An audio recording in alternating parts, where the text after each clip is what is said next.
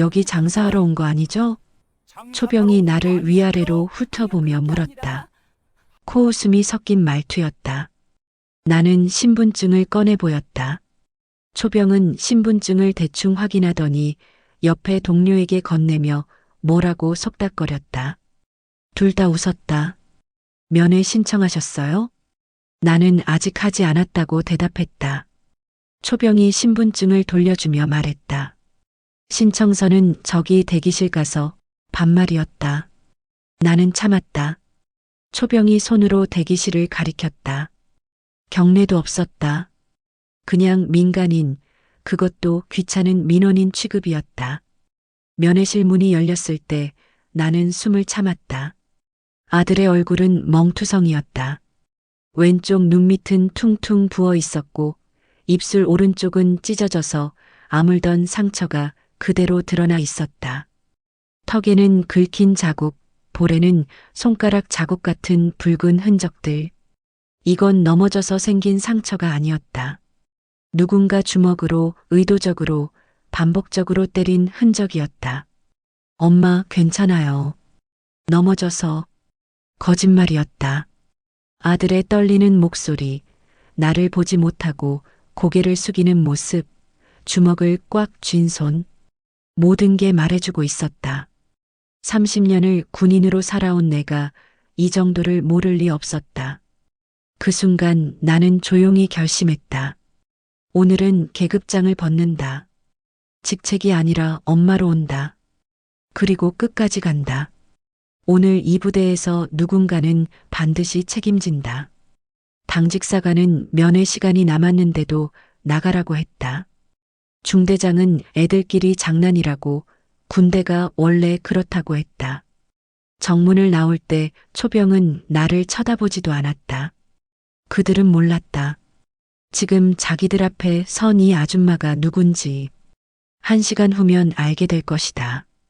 이 부대가 어떻게 뒤집히는지 오늘의 이야기 시작하기 전에 좋아요, 구독을 눌러주세요. 그리고 어디서 듣고 계신지 댓글 작성해 주세요.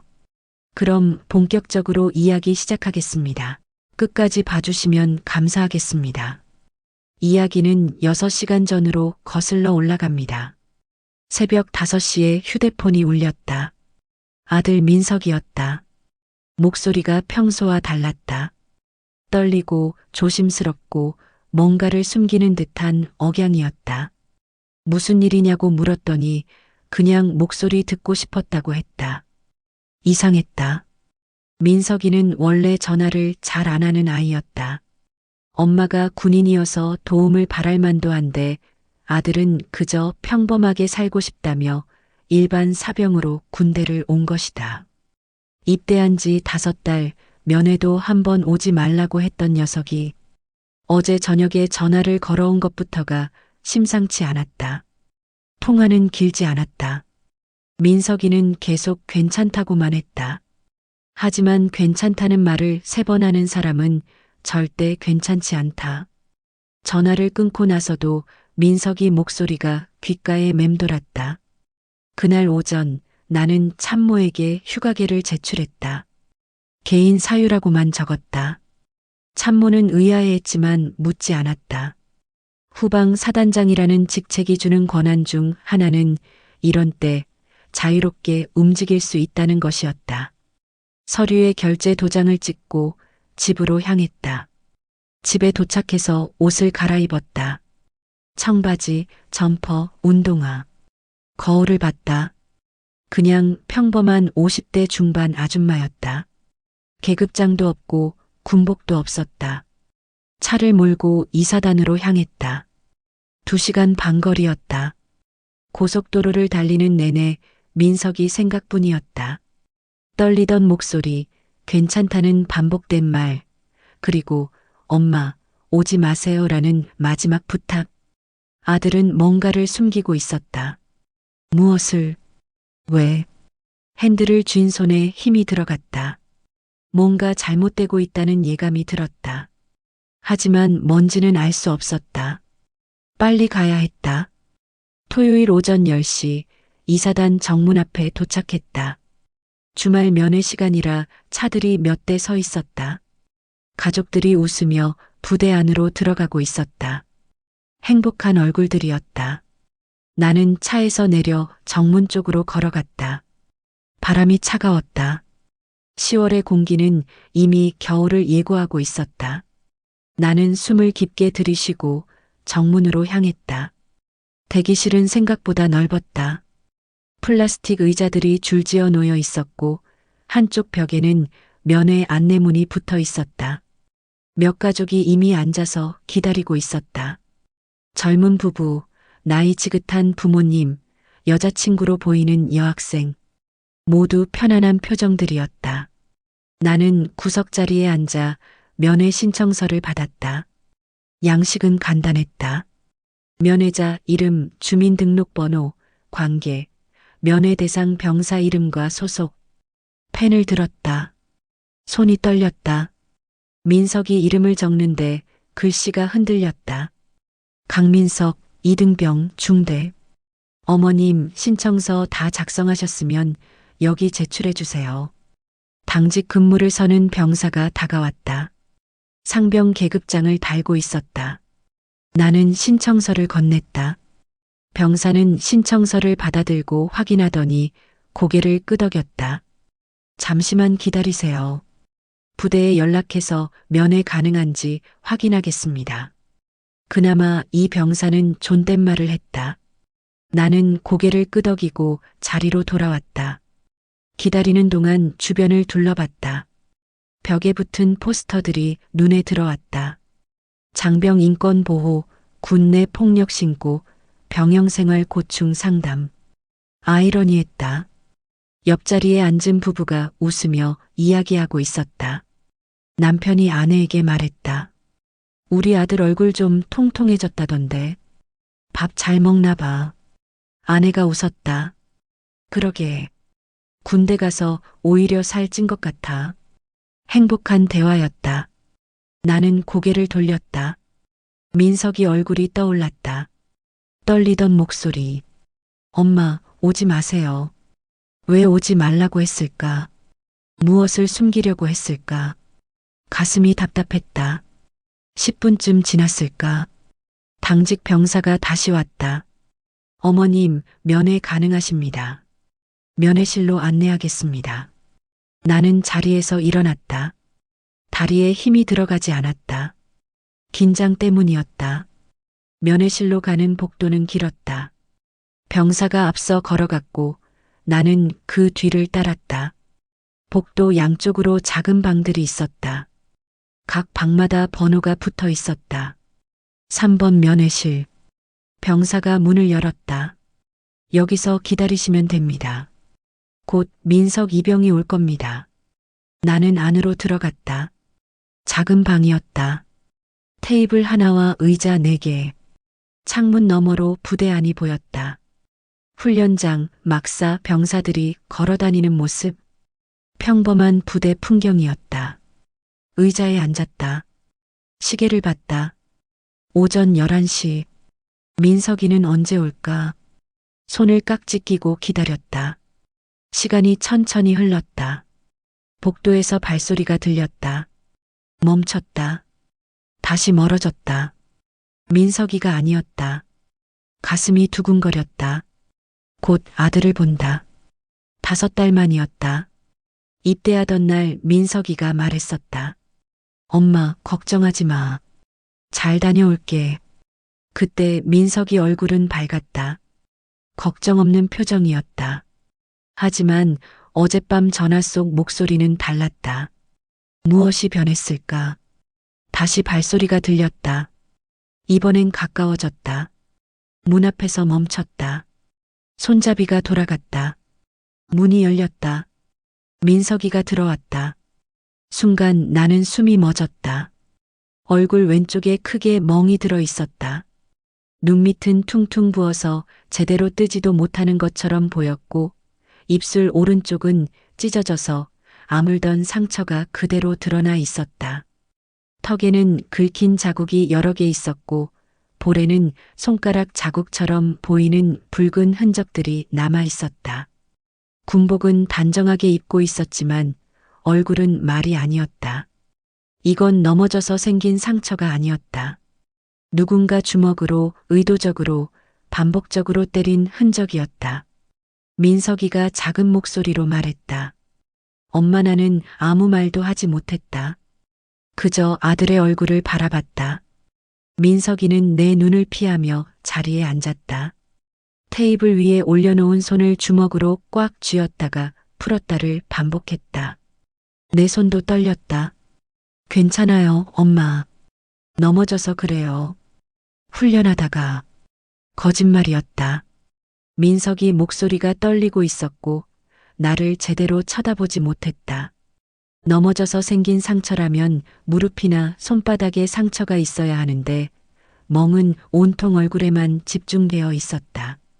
30년을 군인으로 살아온 내가 이 정도를 모를 리 없었다. 이건 구타였다. 명백한 구타였다. 나는 민석이 손을 잡았다. 손이 차갑고 축축했다. 땀이 나고 있었다. 민석아. 조용히 불렀다. 민석이가 고개를 들었다. 눈에 눈물이 고여 있었다. 참고 있는 게 보였다. 누가 때렸니? 민석이는 대답하지 않았다. 그저 고개를 저었다. 아무도 안 때렸어요. 진짜 넘어진 거예요. 잠시 침묵이 흘렀다. 복도에서 누군가 지나가는 발소리가 들렸다. 창밖에서는 구령 소리가 들려왔다. 하나, 둘, 셋, 넷. 민석이는 계속 고개를 숙이고 있었다. 나는 민석이 손을 더 꽉 잡았다. 엄마한테는 말해도 돼. 누가 때렸어? 민석이가 입술을 깨물었다. 찢어진 부분이 다시 벌어질 것 같았다. 한참을 망설이더니 작게 말했다. 조성진 병장이요. 목소리가 떨렸다. 매일 때려요. 제가 뭘 잘못해서 그런 건 아닌데 그냥 기분 나쁘면 때려요. 아침에 세면장에서도 때리고 점심 먹고 나서도 때리고 저녁에 내무반에서도 때려요. 다른 애들도 다 맞는데 저는 좀 더 많이 맞는 것 같아요. 말대꾸를 못해서 그런가 봐요. 대들면 더 맞을 것 같아서 그냥 참았어요. 가슴이 무너져 내렸다. 아들이 매일 맞고 있었다. 그것도 이유도 없이. 세면장에서, 식당에서, 내무반에서. 언제 어디서든 맞았다는 이야기였다. 나는 손을 꽉 쥐었다. 손톱이 손바닥에 박혔다. 지금 내가 느끼는 아픔은 아무것도 아니었다. 민석이가 느꼈을 아픔과 두려움에 비하면. 중대장은 알아? 민석이가 고개를 끄덕였다. 말했어요. 일주일 전에 면담 시간에 말씀드렸어요. 근데 그냥 군대가 원래 그런 거래요. 참으래요. 제대하면 다 잊혀진대요. 그리고 이런 거 가지고 신고하면 저만 왕따 당한대요. 참으라고. 나는 눈을 감았다. 옛날 생각이 떠올랐다. 내 남편도 군대에서 폭행을 당했었다. 20대 초반 의무경찰로 복무하던 시절이었다. 선임들에게 매일 맞았다고 했다. 이유도 없이 그냥 기분이 나쁘면 맞았다고. 나는 그때 아무것도 할 수 없었다. 그저 위로만 했다. 참으라고, 얼마 안 남았다고. 남편은 제대 후에도 그 상처에서 벗어나지 못했다. 악몽을 꾸었고 군복만 봐도 손이 떨렸다. 군대 이야기만 나오면 얼굴이 굳었다. 나는 그때 다짐했다. 그땐 지키지 못했다. 다음엔 반드시 지키겠다고. 그런데 또다시 내 아들이 똑같은 일을 겪고 있었다. 민석아, 엄마가 해결해 줄게. 민석이가 놀란 표정으로 나를 봤다. 엄마, 안 돼요. 더 맞을 수도 있어요. 그냥 참을게요. 얼마 안 남았어요. 1년 반만 더 참으면 돼요. 1년 반. 나는 민석이 어깨를 잡았다. 엄마 말 들어. 이번엔 다르다. 민석이가 나를 봤다. 눈에 희미한 기대가 어려 있었다. 하지만 곧 고개를 떨구었다. 엄마, 여기는 이사단이에요. 엄마 부대가 아니잖아요. 그리고 엄마가 나서면 오히려 더 문제 커져요. 다른 애들한테 엄마 찬스 썼다고 소문나면 진짜 왕따 당해요. 조성진이도 더 화낼 거고요. 제발 그냥 가만히 계세요. 군대. 맞다. 여기는 군대다. 하지만 군대라고 해서 폭력이 용납되는 곳은 아니다. 나는 그걸 너무 잘 알고 있었다. 나 자신이 30년을 군인으로 살아왔고 지금도 후방 사단장이었다. 하지만 지금 이 순간 나는 사단장이 아니었다. 그냥 아들을 지키고 싶은 어머니였다. 면회 시간은 30분이었다. 나는 민석이와 이런저런 이야기를 나눴다. 집 이야기, 친구들 이야기, 밥은 잘 먹는지, 추운데 옷은 따뜻하게 입는지. 하지만 머릿속은 온통 다른 생각뿐이었다. 어떻게 해야 할까? 어떻게 하면 민석이를 지킬 수 있을까? 조성진 병장, 중대장, 이 부대의 시스템, 모든 게 잘못되어 있었다. 시계를 봤다. 면회 시간이 15분 남았다. 민석이가 조심스럽게 물었다. 엄마, 진짜 아무것도 하지 마세요. 제발. 나는 대답하지 않았다. 그저 민석이 손을 잡고 있었다. 따뜻하게 해주고 싶었다. 차가운 손을. 면회 시간이 반쯤 지났을 때였다. 민석이와 조용히 이야기를 나누고 있는데 갑자기 면회실 문이 열렸다. 당직사관이 들어왔다. 중위 계급장을 단 젊은 장교였다. 표정부터 불쾌했다. 눈썹을 찌푸리고 팔짱을 낀 채 서 있었다. 면회 시간 다 됐습니다. 나가주세요. 나는 시계를 봤다. 오전 11시 20분. 면회 시작한 지 겨우 20분밖에 안 지났다.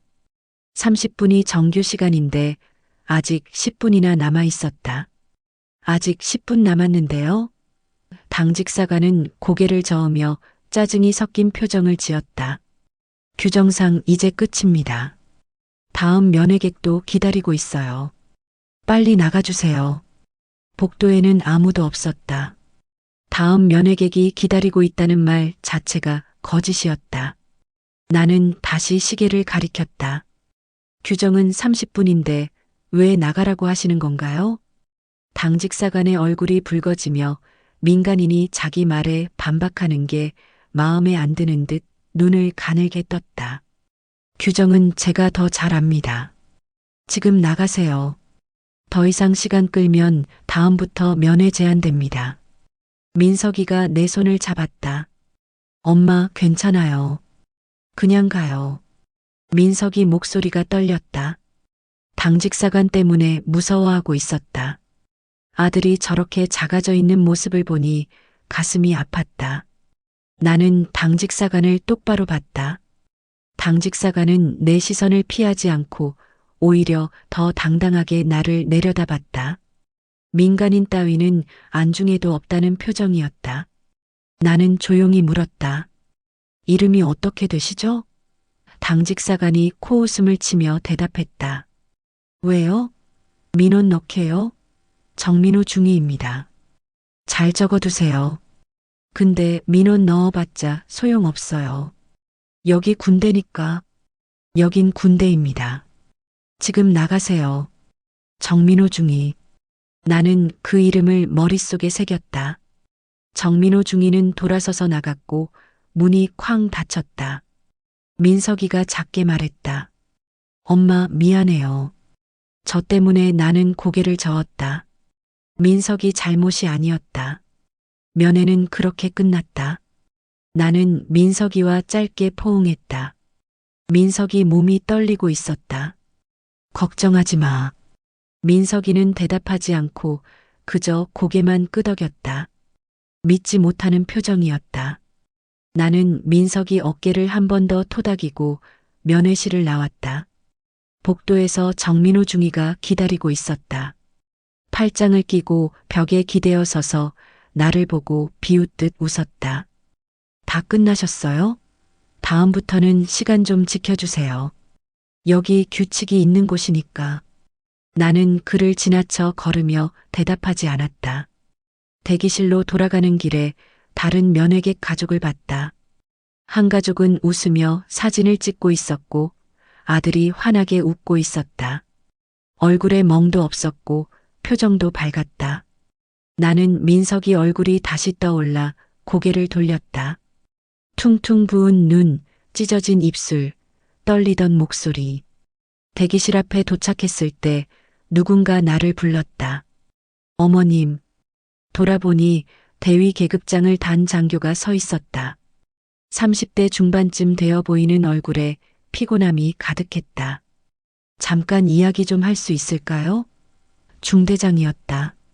민석이가 속한 중대의 중대장. 나는 고개를 끄덕였다.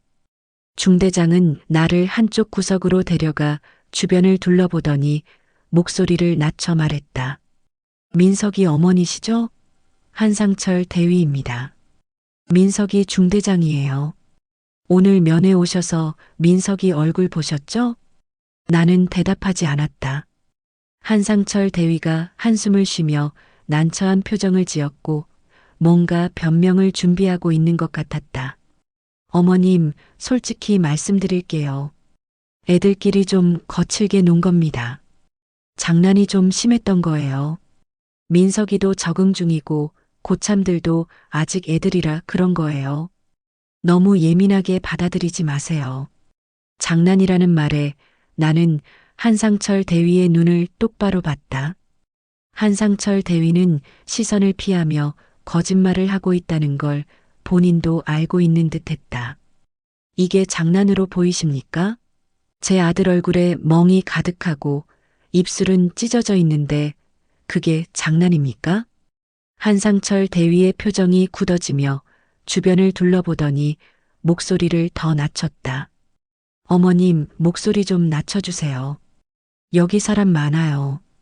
이런 식으로 하시면 민석이만 더 힘들어집니다. 제 아들이 매일 구타당하고 있다고 했습니다. 조성진 병장한테. 그것도 이유 없이. 이게 장난입니까? 한상철 대위는 잠시 침묵하다가 더 작은 목소리로 말했다. 그건 제가 확인해 보겠습니다. 근데 어머님, 솔직히 말씀드리면 군대 내에서 이런 일은 흔합니다. 일일이 다 처리할 수도 없고요. 그냥 좀 넘어가 주시면 안 될까요? 민석이도 금방 적응할 겁니다. 제대할 때쯤이면 다 잊어버려요. 넘어가라고, 적응하라고, 잊어버린다고 말하는 한상철 대위를 보며 나는 천천히 말했다. 중대장님, 지금 부하가 구타당하는 걸 알면서도 넘어가라는 겁니까? 한상철 대위는 불편한 표정을 지으며 변명을 이어갔다. 어머님, 이해해 주세요. 여기는 군대입니다. 민간하고는 달라요. 이런 거 가지고 크게 만들면 오히려 민석이만 왕따 당합니다. 부대 안에서 소문나는 순간 끝이에요. 그럼 조치를 취하셔야죠. 한상철 대위의 얼굴이 붉어지며 목소리에 짜증이 섞였다. 어머님, 이러시면 안 됩니다. 정말로. 제 말 안 들으시면 민석이 정말 힘들어져요. 그냥 조용히 가세요. 제가 알아서 잘 처리하겠습니다. 알아서 잘 처리한다는 말은 아무것도 하지 않겠다는 뜻이었다. 나는 한상철 대위를 보며 조용히 말했다. 네, 알겠습니다. 한상철 대위는 안도하는 표정을 지으며 내 어깨를 가볍게 두드렸다. 이해해 주셔서 감사합니다. 민석이 잘 챙기겠습니다. 걱정 마세요. 그는 돌아서서 복도 저편으로 사라졌다.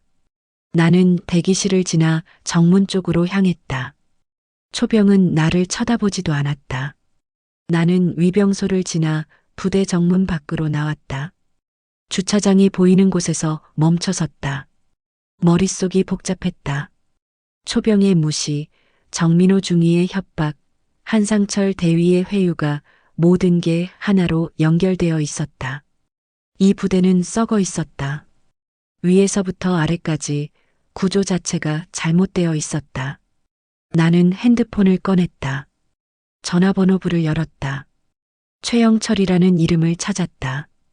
육사 후배, 지금은 이사단장.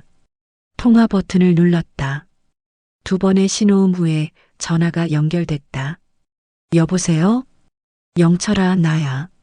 잠시 침묵이 흘렀다가 최영철의 목소리가 놀라움을 감추지 못하고 들려왔다. 선배님? 무슨 일이세요? 나는 주변을 둘러보며 조용히 대답했다. 지금 내 부대 정문 앞이야. 와봐. 빨리. 최영철의 목소리가 긴장으로 굳었다. 무슨 일이십니까? 혹시 부대의 문제라도. 나는 말을 끊었다. 와서 얘기하자. 지금 당장. 전화가 끊겼다. 나는 핸드폰을 내려놓고 위병소 근처 벤치에 앉았다. 정문 쪽 초병들이 여전히 한가롭게 서 있었고 웃으며 이야기를 나누고 있었다. 아무것도 모르고 있었다. 10분 후면 모든 게 바뀔 거라는 걸. 최영철, 육사 41기. 나보다 1년 아래 후배였다. 처음 만난 건 내가 소령으로 연대작전 참모를 할 때였다. 영철이는 대위 계급으로 작전 장교였다. 첫인상은 괜찮았다. 성실하고 원칙을 지키려 하고 부하들을 챙기는 모습이 보기 좋았다. 하지만 그게 때로는 문제가 됐다. 영철이는 부조리를 참지 못했다. 상부의 잘못된 지시라도 그대로 따라야 하는 게 군대인데 영철이는 그걸 못 참았다. 11사단 작전 때였다. 상부에서 내려온 작전 지시는 현장 상황과 맞지 않았다. 적의 배치가 정보와 달랐고 기상 조건도 달랐다. 하지만 상부는 계획대로 진행하라고 했다. 영철이는 현장 판단으로 움직였다. 작전 경로를 바꾸고 병력 배치를 조정했다. 결과적으로는 피해를 줄였다. 원래 계획대로 갔으면 아마 큰 사고가 났을 것이다. 하지만 군대는 결과가 아니라 절차를 본다. 상부 지시를 무시하고 임의로 작전을 변경했다는 게 문제가 됐다. 책임 소재가 불분명해지면서 영철이가 모든 걸 뒤집어쓸 상황이 됐다. 징계위원회까지 회부됐다. 나는 그때 나섰다. 작전 전 회의록을 다시 확인했다. 현장 상황 보고서를 제작성했다. 영철이가 왜 그런 판단을 내렸는지, 당시 상황이 얼마나 급박했는지를 상세히 기록했다. 그리고 상부에 직접 올라가 해명했다. 내 추천서가 없었다면 영철이는 그때 전역이었을 것이다. 영철이는 그 뒤로 나를 선배가 아니라 은인처럼 대했다. 승진할 때마다 연락이 왔고 선배님 덕분입니다라고 했다. 결혼할 때도, 아이가 태어났을 때도, 첫 지휘관 보직을 받았을 때도 연락이 왔다. 나는 그냥 당연한 일을 했을 뿐이라고 했지만 영철이는 평생 잊지 않겠다고 했다. 핸드폰을 꺼내 시계를 봤다. 오후 12시 7분. 전화 건 지 7분 정도 지났다. 최영철이 사단장실에서 여기까지 오려면 10분 정도 걸릴 것이다. 주차장을 둘러봤다. 한 중년 부부가 차에 올라타고 있었다. 아버지는 담배를 꺼내 물었고 어머니는 창밖을 멍하니 바라보고 있었다. 면회를 마치고 돌아가는 표정치고는 밝지 않았다. 아마 아들 얼굴을 보고 여러 생각이 들었을 것이다. 살이 빠졌는지, 힘들어하는 건 아닌지, 무사히 제대할 수 있을지. 나도 마찬가지였다. 민석이 얼굴이 계속 떠올랐다. 퉁퉁 부은 눈, 찢어진 입술, 떨리던 목소리. 영철이는 지금 이사단장이다. 나와 같은 소장 계급이지만 그는 여전히 나를 선배로 대한다. 그리고 나는 안다. 영철이가 여전히 원칙주의자라는 걸, 부조리를 못 참는다는 걸. 그래서 전화했다. 다른 사람이었다면 말로 설명해야 했을 것이다. 하지만 영철이는 설명이 필요 없다. 내가 부대 앞까지 왔다는 것만으로 충분하다. 뭔가 심각한 일이 있다는 걸 알 것이다. 9분쯤 지났을 때 멀리서 차 한 대가 빠르게 다가오는 게 보였다. 검은색 세단이었고 앞 번호판이 특이했다. 군용 차량 번호판, 그것도 장성급 전용이었다. 차가 정문 쪽으로 향하자 초병들이 자세를 바로잡았다. 누군가 중요한 사람이 온다는 걸 알아챈 것 같았다. 차가 정문 앞에 급정거했다. 초병들이 부랴부랴 경례를 올렸다. 차렷. 목소리가 긴장으로 떨리고 있었다. 뒷좌석 문이 열리고 최영철 소장이 내렸다. 정복 차림이었고 가슴에는 수많은 약장이 달려 있었으며 어깨에는 별 2개가 빛나고 있었다. 최영철이 주변을 둘러보다 나를 발견했다. 빠르게 걸어왔다. 초병들이 이상하다는 듯 쳐다봤다. 사단장이 왜 정문 밖에 민간인에게 가는지 이해하지 못하는 표정이었다. 최영철이 내 앞에 서서 거수 경례를 올렸다. 선배님, 나는 민간인 복장이었지만 경례를 받았다. 초병들의 얼굴이 하얗게 질렸다. 아까 아줌마 여기 장사하러 온 거 아니죠? 라고 물었던 그 병장 초병이 눈에 보였다. 손이 떨리고 있었다. 영철아, 안으로 가자. 얘기 좀 해야겠어. 네, 선배님. 이쪽으로 오시죠. 최영철이 앞장섰다. 나는 그를 따라 부대 안으로 들어갔다. 정문을 지날 때 초병과 눈이 마주쳤다. 초병은 고개를 숙였다. 얼굴이 새하얗게 질려 있었다. 부대 안으로 들어서자 공기가 달랐다. 정문을 지나 본관 쪽으로 향하는 복도는 고요했다. 최영철이 앞서 걸었고 나는 그 뒤를 따랐다. 수행 장교 한 명이 뒤따라왔다. 복도를 지나는 병사들이 우리를 보고 차렷 자세를 취했다. 사단장이 지나가는 길이었다. 하지만 병사들의 시선은 사단장이 아니라 나를 향했다. 민간인 복장의 중년 여성이 사단장과 함께 걸어가는 모습이 이상했을 것이다. 최영철이 먼저 입을 열었다. 선배님, 무슨 일이십니까?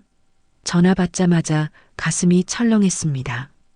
나는 조용히 대답했다. 내 아들이 내 부대에 있어.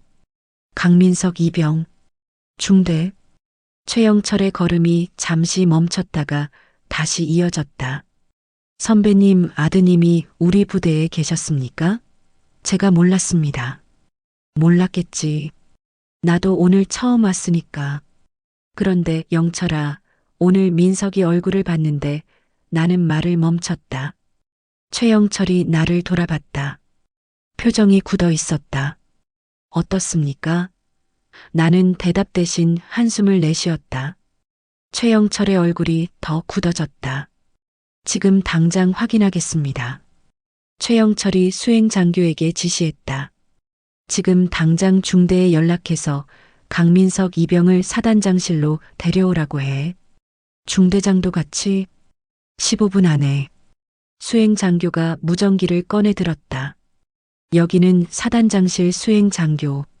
중대 응답하시오. 무전기 너머로 목소리가 들렸다. 중대입니다. 수행장교가 말했다. 사단장님 지시다. 강민석 이병과 중대장을 15분 안에 사단장실로 데려오라. 이상. 무전기 너머가 잠시 조용했다. 알겠습니다. 우리는 사단장실로 향했다. 본관 3층 끝이었다. 복도를 걷는 동안 지나가는 간부들이 모두 경례를 올렸다. 사단장이 지나가는 길이었다. 누구지? 왜 사단장과 함께? 표정에 궁금증이 가득했다. 사단장실 문이 열렸다. 넓은 방이었다. 책상, 회의 테이블, 소파. 벽에는 부대 지도와 작전 계획표들이 붙어 있었다. 최영철이 소파를 가리켰다. 선배님 앉으시죠. 나는 소파에 앉았다. 최영철은 책상 앞에 서서 전화를 들었다. 여기는 사단장이다. 지금 당장 당직사관실에 연락해서 오늘 중대 면회 온 민간인 명단 확인해. 박정숙이라는 이름이 있을 거다. 그리고 당시 당직사관 이름도 확인해서 보고해. 전화를 끊고 최영철이 나를 봤다. 선배님, 정확히 무슨 일이 있었습니까? 나는 천천히 말했다. 민석이 얼굴에 멍이 가득했어. 입술은 찢어져 있었고 넘어져서 그랬다고 하더라. 거짓말이었지. 최영철의 손이 주먹으로 쥐어졌다. 구타입니까? 나는 고개를 끄덕였다. 민석이가 말했어.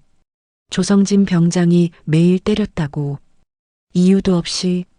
중대장한테 말했는데 군대가 원래 그렇다고 참으라고 했대. 최영철의 얼굴이 굳었다. 입술을 꽉 깨물었다. 중대장이 알고도 방치했다는 겁니까? 나는 대답하지 않았다. 침묵이 대답이었다. 그때 전화벨이 울렸다. 최영철이 받았다. 사단장이다. 전화 너머 목소리가 들렸다. 보고 드립니다. 오늘 중대 면회객 중 박정숙님 확인됐습니다. 당시 당직사관은 정민호 중위입니다. 최영철의 표정이 더 굳어졌다. 정민호 중위 지금 당장 사단장실로 오라고 해. 즉시 전화를 끊고 최영철이 창밖을 바라봤다. 손이 떨리고 있었다. 분노 때문이었다. 정문 초병 근무실에서는 다른 분위기가 흐르고 있었다. 아까 나에게 여기 장사하러 온 거 아니죠? 라고 물었던 병장 초병이 의자에 앉아 있었다. 손이 떨리고 있었다. 옆에 상병 초병이 물었다. 병장님 얼굴이 괜찮으십니까? 병장이 작은 목소리로 대답했다. 아까 그 아줌마 사단장님이 격려하셨어. 직접 민간인한테. 상병의 눈이 커졌다. 네. 그게 무슨 병장이 고개를 저었다. 모르겠어. 근데 분명히 봤어. 사단장님이 거수경례 올리시는 거. 그리고 같이 안으로 들어가셨어. 상병의 얼굴도 하얗게 질렸다. 우리 그 사람한테 뭐라고 했죠? 병장은 대답하지 못했다. 장사하러 왔냐고 반말로 상병이 중얼거렸다. 우리 죽었다. 본관 2층 당직사관실에서 정민호 중위가 서류를 정리하고 있었다. 그때 전화가 울렸다. 여보세요. 당직사관실입니다. 전화 너머 목소리가 차갑게 들렸다. 정민호 중위, 지금 당장 사단장실로 올라오시오. 즉시 정민호의 손이 멈췄다. 사단장실입니까? 대답은 짧았다. 전화가 끊겼다. 정민호는 전화기를 내려놓고 의자에 주저앉았다. 식은땀이 흘렀다. 왜 사단장실로 부르는 걸까? 무슨 일이 있는 걸까?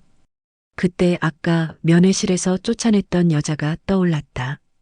면회 시간 남았는데 나가라고 했던, 민원 넣어봤자 소용없어요라고 했던. 설마. 정민호는 고개를 저었다. 설마 그게 문제가 될 리 없었다. 민간인 하나 때문에 사단장이 움직일 리 없었다. 하지만 손은 계속 떨렸다. 정민호는 일어나 거울을 봤다. 얼굴이 창백했다. 군복을 정리하고 모자를 썼다. 심호흡을 했다. 괜찮을 거다. 아무 일 없을 거다. 그렇게 되뇌며 사단장실로 향했다. 중대에서는 한상철 대위가 민석이를 바라보고 있었다. 강민석, 사단장실로 가라는데 무슨 일이야? 민석이는 대답하지 못했다. 한상철 대위의 얼굴이 굳어졌다. 아까 면회 온 그 어머니가 떠올랐다. 제 아들이 구타당하고 있다고 했던, 장난이니 넘어가 달라고 했던, 설마 그 어머니가 정말 신고한 건가? 하지만 민간인이 뭘 할 수 있겠는가? 한상철 대위는 고개를 저었다. 그래도 불안했다. 왜 하필 사단장실로 부르는 걸까? 중대장님도 같이 오라고 하셨습니다. 한상철 대위의 얼굴이 더 하얗게 질렸다. 끝났다는 생각이 스쳤다. 사단장실 문이 열렸다. 정민호 중위가 들어왔다. 얼굴이 창백했고 이마에 땀이 맺혀 있었으며 최영철을 보고 거수 경례를 올릴 때 손이 떨리고 있었다. 최영철은 대답 없이 나를 보았고 나는 고개를 끄덕였다. 저 사람이 맞다는 의미였다. 최영철이 책상 위에 서류를 들어 확인하더니 정민호를 보았다. 오늘 중대 강민석 입영 면회 처리했지? 면회 시작 11시인데 11시 20분에 면회 종료 통보했어. 10분 남았는데 왜 쫓아냈나? 정민호의 입술이 떨렸고 대답이 나오지 않았다. 최영철이 다시 물었다. 다음 면회객 있었나? 정민호가 작게 고개를 저었다. 그럼 거짓말한 거네.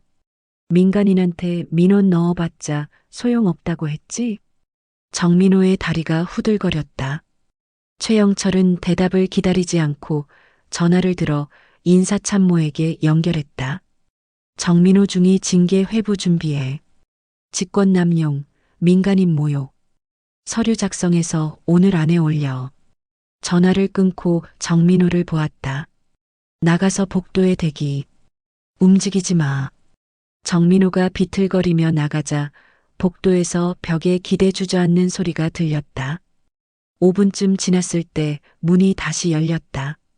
한상철 대위와 민석이가 들어왔다. 민석이가 나를 보고 눈이 커졌지만 나는 손짓으로 조용히 하라고 했다. 최영철이 민석이를 보는 순간 얼어붙었다. 얼굴 왼쪽에 멍, 퉁퉁 부은 눈, 찢어진 입술, 턱에 긁힌 자국을 확인한 최영철의 손이 책상을 꽉 잡았고 손등에 핏줄이 튀어나왔다. 이게 뭐야? 최영철의 목소리는 낮았지만 복도까지 들릴 만큼 날카로웠다. 한상철 대위가 떨리는 목소리로 훈련 중에 라고 말하려다가 최영철의 손짓에 입을 다물었다. 최영철이 민석이를 보며 누가 때렸는지 언제부터인지 얼마나 자주인지 물었고 민석이는 조성진 병장이 입대 한 달 후부터 거의 매일 세면장에서도 내무반에서도 식당에서도 여러 곳에서 때렸다고 대답했다. 최영철이 한상철을 보았다. 중대장 보고받았어? 한상철이 고개를 숙이며 그렇다고 대답하자 최영철의 얼굴이 더 굳어졌다. 보고받고 뭐 했어? 한상철이 군대 내에서 흔한 일이라고 말하려다가 최영철의 차가운 시선에 말을 멈췄다. 최영철은 전화를 들어 헌병대장에게 연결해 조성진 병장을 즉시 체포해서 유치장 수감하라고 지시했고 다시 인사참모에게 전화해 한상철 대위 보직 해임 처리하라고 지시했다. 혐의는 부하관리 소홀과 구타사실 인지 후 방치였다. 한상철이 비틀거리며 나가자 복도에서 정민호 중위와 눈이 마주쳤고 둘 다 끝났다는 표정이었다. 최영철이 민석이에게 의무대 가서 치료받고 진단서 받아오라고 모든 상처 사진 찍고 기록 남기라고 명령했다. 민석이가 경례를 올리고 나가려는데 나는 민석이를 불렀다. 민석아, 이제 괜찮아. 다 끝났어. 민석이 눈에 눈물이 고이며 고개를 끄덕이고는 나갔다. 방 안이 조용해졌다. 최영철이 창밖을 바라보며 주먹을 쥐고 있었다.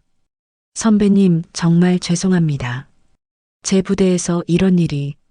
나는 고개를 저으며 내 잘못이 아니라 시스템이 잘못된 거라고 알고도 방치한 사람들이 문제라고 말했다. 최영철이 11사단 작전 때 도움받은 이야기를 꺼내려 하자 나는 과거 이야기는 그만하고 지금 중요한 건 이 부대를 바로잡는 거라고 민석이뿐만 아니라 다른 병사들도 있을 거라고 말했다. 최영철이 전 부대 실태 조사를 들어가겠다고 했고 나는 내가 그럴 줄 알았다고 넌 여전히 부조리를 못 참는 사람이라고 말했다. 최영철이 쓴웃음을 지으며 그게 문제였다고 하자 나는 그게 장점이라고 그런 사람이 지휘관이어야 부대가 바로 선다고 말했다. 최영철이 다시 전화를 들었다. 헌병대장 나다. 오늘 정문 초병 근무자 명단 확인해서 올려. 그리고 당직사관실에 연락해서 오늘 면회 처리 과정 전부 기록 확인해. 전화를 끊고 나를 보았다. 선배님, 정문 초병들도 문제 있었죠? 나는 고개를 끄덕였다. 장사하러 왔냐고 물었어. 반말로. 최영철의 얼굴이 더 굳어졌다. 다시 전화를 들었다. 헌병대장, 오늘 정문 초병 중 민간인 면회객한테 불손한 언행한 병사들 파악해서 군기교육대 보내. 기간은 2주. 즉시 처리해. 전화를 끊고 최영철이 나를 보았다. 선배님, 오늘 저녁까지 여기 계실 수 있으시죠? 처리 결과 보고 드리고 민석이도 다시 면회하실 수 있게 해드리겠습니다. 나는 고개를 끄덕였다. 최영철이 경례를 올렸다. 복도에서는 정민호 중위와 한상철 대위가 벽에 기댄 채 앉아 있었다. 둘 다 말이 없었고 표정은 끝났다는 걸 보여주고 있었다. 복도 끝에서 헌병들이 조성진 병장을 끌고 가는 모습이 보였다. 조성진은 수갑을 차고 있었고 얼굴은 겁에 질려 있었다. 정문 초병 근무실에서는 병장 초병이 여전히 떨고 있었다. 그때 헌병 2명이 들어왔다. 오늘 면회객한테 불손한 언행한 초병 누구야? 병장의 얼굴이 새하얗게 질렸다. 상병이 병장을 가리켰다. 헌병이 말했다. 따라와. 군기교육대 2주. 병장이 비틀거리며 일어났다. 다리에 힘이 없었다. 헌병들이 병장을 데리고 나갔다. 상병은 그 모습을 보며 식은땀을 흘렸다. 본관복도를 지나는 간부들이 모두 수군거렸다. 뭔가 큰일이 생겼다는 소문이 퍼지고 있었다.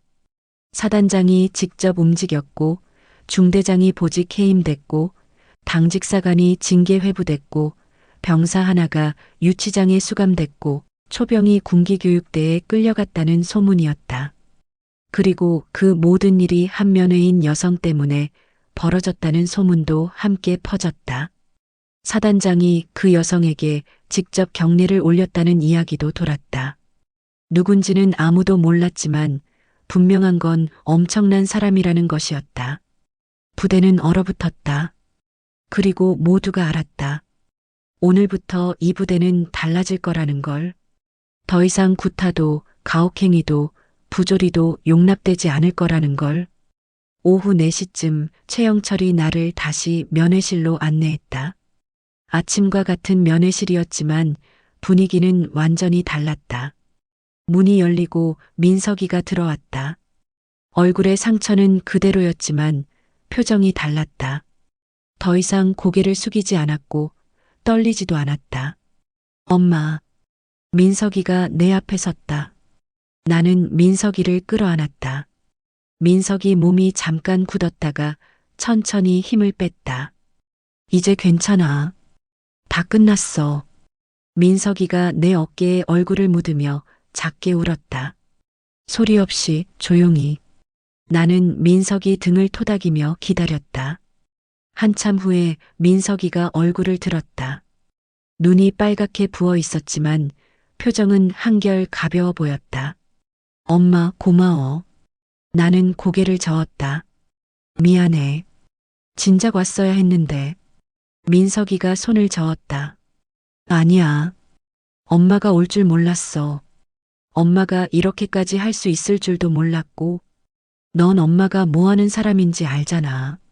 알긴 하는데 그래도 믿어지지 않았어. 엄마가 정말 뭔가 할 수 있을 거라고. 근데 진짜 했네. 부대 전체가 난리야. 다들 오늘 무슨 일 있었냐고 물어봐. 나는 민석이 머리를 쓰다듬었다. 이제 아무도 안 때릴 거야. 앞으로는 괜찮을 거야. 민석이가 고개를 끄덕였다. 응.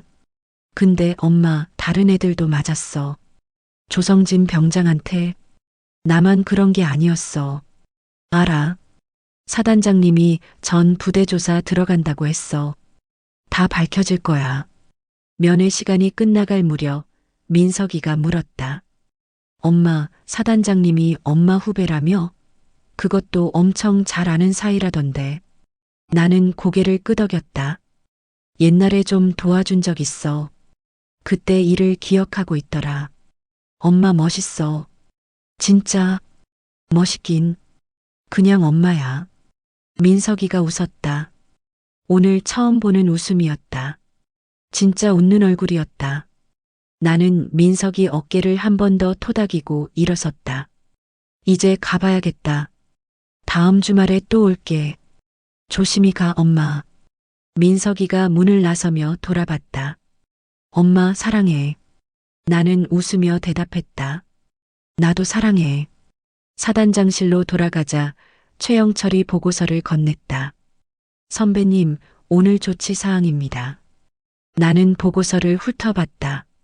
조성진 병장 유치장 수감, 한상철 대위 보직 해임 및 징계 회부, 정민호 중위 징계 회부, 정문 초병군기교육대 2주. 그리고 전 부대 실태 조사 실시 예정. 잘했어, 영철아. 아닙니다. 제가 당연히 해야 할 일입니다. 선배님께서 오시지 않으셨으면 계속 묻혔을 일입니다. 이제부터가 중요해. 일회성으로 끝나면 안 돼. 계속 관리해야지. 최영철이 고개를 끄덕였다. 알고 있습니다. 나는 최영철의 어깨를 가볍게 쳤다. 내가 사단장이라서 다행이야. 다른 사람이었으면 이렇게까지 안 했을 거야. 최영철이 쓴웃음을 지었다. 선배님 아드님이라서 그런 것도 있습니다. 나는 고개를 저었다. 아니야. 넌 원래 그런 사람이야. 부조리를 못 참는. 그게 문제였는데요. 그게 장점이야. 부대를 나서며 정문을 지났다. 새로운 초병들이 서 있었다. 아침에 봤던 병장은 보이지 않았다. 군기 교육대에 갔을 것이다. 새 초병이 나를 보고 경례를 올렸다. 정중했고 반듯했다. 나는 경례를 받으며 지나갔다. 주차장으로 걸어가는 동안 뒤를 돌아봤다. 이사단 정문이 보였다. 파란 간판, 초병들, 오가는 병사들. 평범한 부대 풍경이었다. 하지만 오늘부터는 조금 달라질 것이다. 더 나아질 것이다. 차에 올라타 시동을 걸었다. 핸들을 잡고 잠시 생각했다. 오늘 하루가 스쳐 지나갔다. 새벽 전화, 불안한 예감, 민석이 얼굴에 멍, 초병의 무시, 당직사관의 협박, 중대장의 회유, 그리고 최영철의 도착. 부대가 뒤집힌 오후. 복수는 분노로 하지 않았다. 지켜야 할 걸 지키고 나니 분노는 저절로 사라졌다. 민석이를 지켰고 이 부대도 조금은 바로잡았다. 그것으로 충분했다. 차를 몰고 부대를 나섰다. 고속도로로 접어들며 창밖을 봤다. 해가 지고 있었다. 하늘이 붉게 물들어 있었다. 민석이 얼굴이 떠올랐다. 마지막으로 웃던 얼굴. 엄마 사랑해라고 했던 목소리. 그리고 그 부대는 그날부터 달라졌다. 조성진 병장은 군사재판에 회부됐고 한상철 대위는 전역 권고를 받았다. 정민호 중위는 직무에서 배제되어 징계 회부됐고 정문 초병은 군기 교육대를 마친 후 다른 부대로 전출됐다. 최영철 사단장은 전 부대 실태 조사를 실시했고 추가로 3건의 구타 사건을 적발했다. 모두 엄정하게 처리됐다. 그리고 민석이는 남은 복무 기간을 무사히 마쳤다. 제대하던 날 민석이가 말했다. 엄마, 그날 와줘서 고마워. 엄마 아니었으면 나 진짜 어떻게 됐을지 몰라. 나는 민석이를 안으며 말했다. 그냥 엄마니까. 그날 이후로 나는 다시 다짐했다. 지켜야 할 것들을 위해서라면 계급장은 언제든 벗을 수 있다고. 오늘의 이야기는 여기까지입니다. 지금까지 시청해 주셔서 감사합니다. 조금이라도 재미있으셨다면 구독과 좋아요 눌러주시고 어디서 듣고 계신지 댓글로 알려주시면 감사하겠습니다. 항상 건강하시고 행복하세요. 감사합니다.